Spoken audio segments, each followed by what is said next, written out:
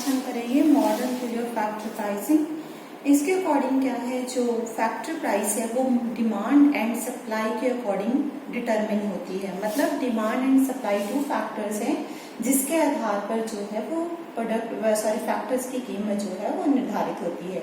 तो उसके लिए सबसे पहले हमें डिमांड को डेरिवेट करना पड़ता है, फिर सप्लाई को, देन हम इक्विलिब्रियम प्राइस जो है फैक्टर की वो डिटरमिन कर सकते हैं। तो सबसे पहले इसमें दो चीजें हम कंसिडर करते हैं।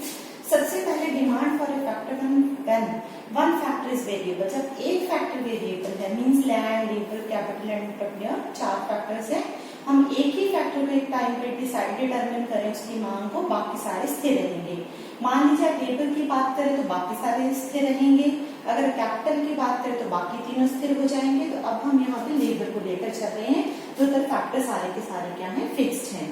शुरू में जो फर्म है, अब पहले फर्म का केस करें हम, तो फर्म में डिमांड जो है लेबर की, ये कर्व है उसके पास, जिसे एमआरपी भी कहते हैं, हम प्रोडक्टिविटी थ्योरी में कर चुके हैं।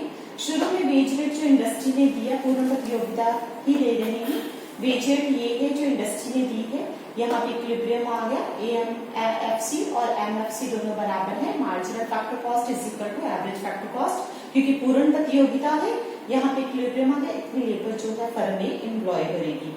अब क्या होगा, वेज रेट जो कम हो जाएंगे तो ऑब्वियस है लेबर की मांग क्या हो जाएगी, ज्यादा हो जाएगी, एल से L1 पर पहुंच जाएंगे। तो इस तरह से जो लेबर की मांग है वो निर्धारित होती है।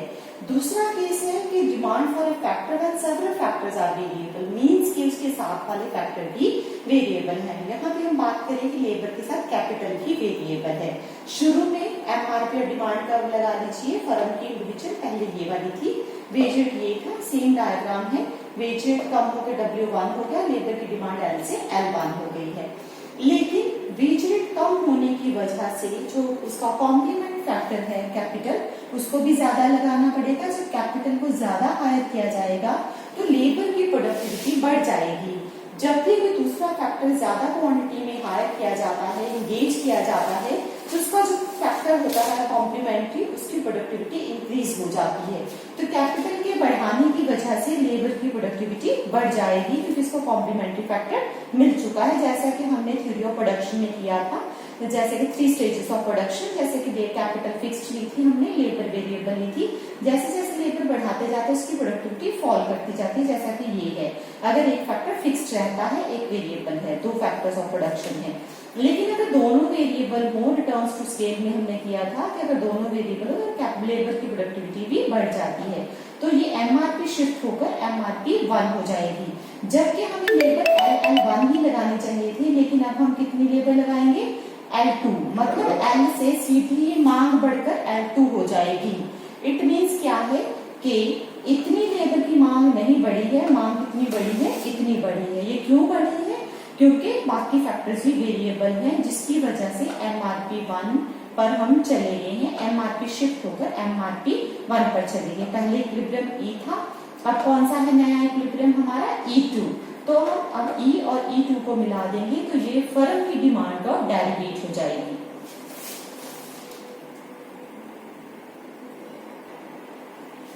अब हम करेंगे कि इंडस्ट्री में जो डिमांड था वो किस तरह से डेरिवेट होती है। सेम पहले एमआरपी ये है फर्म के लिए, यहाँ पे फैक्टर प्राइस है, यहाँ यूनिट्स ऑफ फैक्टर्स है, वहां पे भी यूनिट्स ऑफ फैक्टर है, यहाँ पे फैक्टर प्राइस एमआरपी वगैरह है। अब शुरू में एक फर्म में क्या पोजीशन है, ये एमआरपी है, हर फर्म की अपनी अपनी रहती है। तो ये वेज रेट था जो इंडस्ट्री ने इसको दिया था, इस वेज रेट पे इतनी लेबर को हायर कर रही थी।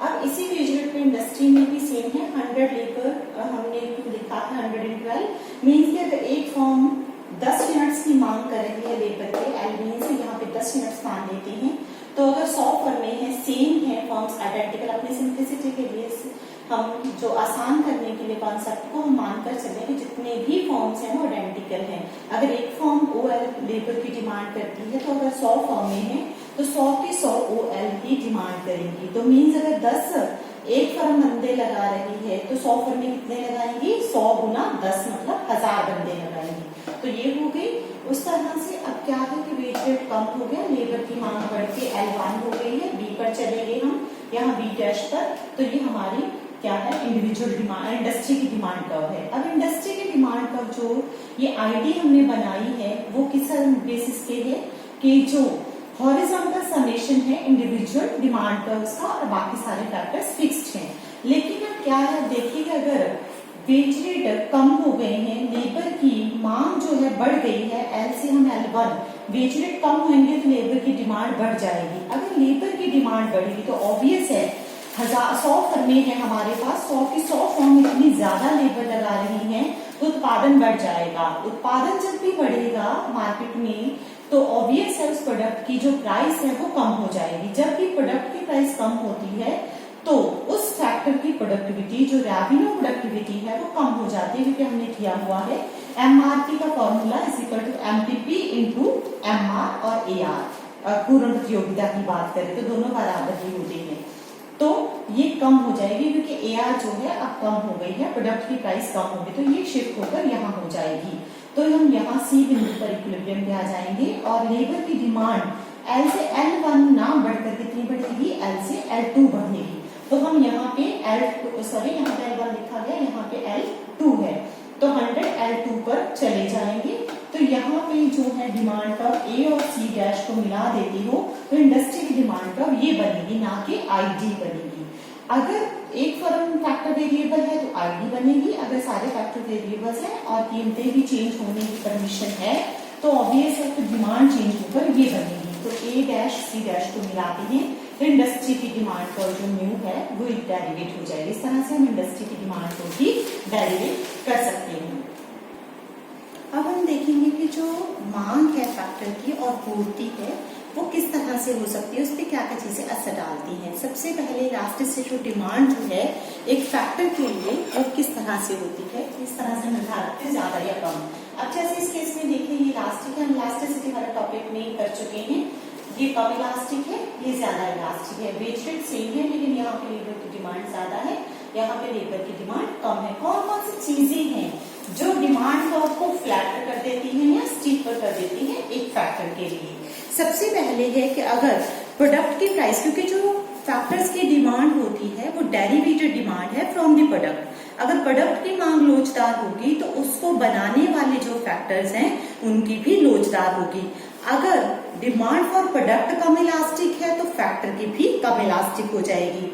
दूसरा है कि अगर कॉस्ट का प्रोपोर्शन जो है किसी भी फैक्टर का अगर वो ज्यादा है तो लोचदार ज्यादा होगी, कम प्रोपोर्शन खर्च होता है उस पर तो कम लोचदार। जैसे कि हमने प्रोडक्ट में किया था कि जैसे कपड़ों का जो होता है रेशो हमारी इनकम में वो ज्यादा होती है खर्च करने की तो उसकी लोच ज्यादा होती है, नमक वगैरह इनकी जो होती है इलास्टिसिटी कम होती है क्योंकि इनकम का बहुत कम प्रोपोर्शन इस पे खर्च होता है। उस तरह अगर वेज भी ज्यादा है, उसका जो प्रोपोर्शन है वो ज्यादा है, 50% या 60% वर्कर्स पे खर्च होता है और 40% कैपिटल पे। इट मीन्स लेबर ज्यादा इलास्टिक है, कैपिटल कम इलास्टिक है। Ease of the factor substitution, अगर हम आसानी से जो सस्ता फैक्टर है उसको महंगे की जगह पे प्रतिस्थापित कर सकते हैं आसानी से तो इलास्टिसिटी ज्यादा होगी। अगर सब्स्टिट्यूट नहीं कर सकते हैं तो कैपिटल को कैपिटल ही लगानी पड़ेगी, लेबर के लिए लेबर ही लगानी पड़ेगी, तो क्या हो जाएगा, इलास्टिसिटी कम हो जाएगी। अगर हमारे पास समय ज्यादा है, लॉन्ग पीरियड की बात करें तो इलास्टिसिटी ज्यादा, शॉर्ट पीरियड तो इलास्टिसिटी कम हो जाएगी। उसी तरह अगर एमआरपी का रेट डिक्लाइन का, अब यहाँ पे देखिए एमआरपी का जो रेट ऑफ डिक्लाइन है वो ज्यादा है तो क्या हो जाएगा, अगर इतनी वेज रेट कम है तो थोड़ी सी लेबर बढ़ेगी तो यहाँ पे कम इलास्टिक है। यहाँ पे एमआरपी का डिक्लाइन रेट जो है वो बहुत कम है, धीरे धीरे कम हो रहा है। अगर वेज रेट उतना ही कम है तो लेबर की मांग बहुत ज्यादा बढ़ जाएगी। मीन्स जो एमआरपी का रेट ऑफ डिक्लाइन है कम होगा तो इलास्टिसिटी भी ज्यादा होगी, अगर एमआरपी का डिक्लाइन रेट ज्यादा होगा तो इलास्टिसिटी कम होगी, इनका उल्टा संबंध है। अब हम देखेंगे कि सप्लाई ऑफ फैक्टर्स किस तरह से होती है, कौन कौन सी चीजें हैं जैसे सप्लाई ऑफ किस तरह की हो सकती है। जैसे डिमांड हमने कम इलास्टिक और ज्यादा इलास्टिक देखी थी, अभी सप्लाई ऑफ फैक्टर्स कैसी है। अगर इकोनॉमी की बात करें तो इकोनॉमी में जो फैक्टर्स हैं वो फिक्स होते हैं, एक पर्टिकुलर पॉइंट होता है, उनको बढ़ाया नहीं जा सकता है। इसी तरह इंडस्ट्री में कीमत बढ़ा दो तो सप्लाई भी बढ़ जाएगी, कीमत कम हो जाएगी तो सप्लाई भी कम हो जाएगी। एक फर्म के लिए कम्प्लीटली इलास्टिक है जितना मर्जी उसी रेट पे वो लेबर को या कैपिटल को हायर कर सकता है। 4 factors of production, land, labour and capital and entrepreneur. Land की भी यही पोजीशन आती है, कैपिटल की भी यही पोजीशन आती है और एंटरप्रेन्योर्स की भी। लेकिन अगर दूसरी तरह हम लेबर की बात करें तो लेबर की जो सप्लाई है वो बैकवर्ड बेंडिंग होती है, तो उसमें ऐसा नहीं होता कि कंप्लीटली इलास्टिक हो करके सप्लाई। लेकिन अदरवाइज जो जनरल की बात करें हम, जनरल में तो सप्लाई फैक्टर्स ऑफ प्रोडक्शन क्या है, इकोनॉमी में कंप्लीटली इनइलास्टिक, इंडस्ट्री में रिलेटिव इलास्टिक और फर्म के लिए कंप्लीटली इलास्टिक सप्लाई होती है फैक्टर्स की। अब हम देखेंगे सप्लाई ऑफ लेबर की जो सप्लाई कर्व है वो किस तरह से बनाई जाती है। एक्चुअली जितने भी बाकी फैक्टर्स ऑफ प्रोडक्शन है जैसे कि कैपिटल, लैंड, ये जो है निर्जीव चीजें हैं, मतलब इनको जो किसी दूसरा जो है इसको हैंडल करता है, मतलब वो उन चीजों को बेचता है। लेकिन लेबर जो है वो लेबरर जो होता है वो अपनी लेबर को सेल करता है, खुद को सेल नहीं करता है। तो वहां पे साइकोलॉजिकल फैक्टर्स जो होते हैं वो भी एंगेज होते हैं, क्योंकि वो उसमें सोचने समझने की शक्ति होती है।